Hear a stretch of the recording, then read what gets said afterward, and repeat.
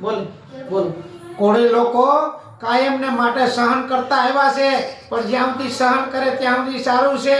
એટલે જ કહું છું કે સેવા અને સહનશીલતા અનહદ દીઠા આજ સુંદર કોળી સમાજ રૂડે શોભે રામડા કોળી ધારે તો ઔરંગઝેબ હામી પર ટક્કર લઈ શકાય અને લઈ શકાશે.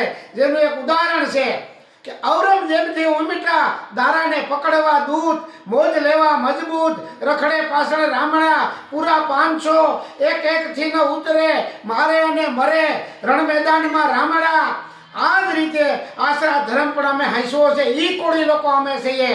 સીબી દધીસી સગાડ સા વાલો નાથો વીર, સોળી પ્રાણને શરીર રાખ્યો ધર્મ રામણા. અરે રામાયણ પણ અમે લખી છે કે પૃથ્વી માથે પરવર્યું આદિ કવિનું ઉપનામ, ઈ તો ઋષિ કોળીના રામ, તું રીતા કરજે રામડા.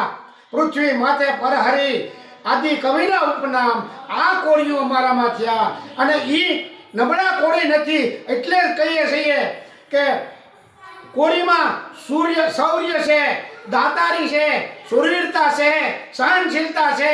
હવે તો કોળી પણ એક થયા છે. એટલે જ કહીએ છીએ કે રામાયણ પણ અમે લખી છે, વેદવ્યાસ પણ અહીં અમારામાં આવે છે. અને કોળી કોઈ નબળી કોમ નથી, ભૂલી ન જાતા. એટલું યાદ રાખજો.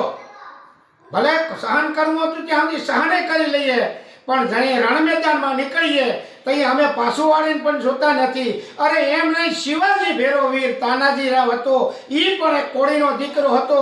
એટલે જ મહારાષ્ટ્રની અંદર કહેવત છે કે શ્રેવડ તાનાજી તણી મહારાષ્ટ્રમાં મશહૂર, પરાક્રમના પૂર, એ રોમે રોમે રામડા.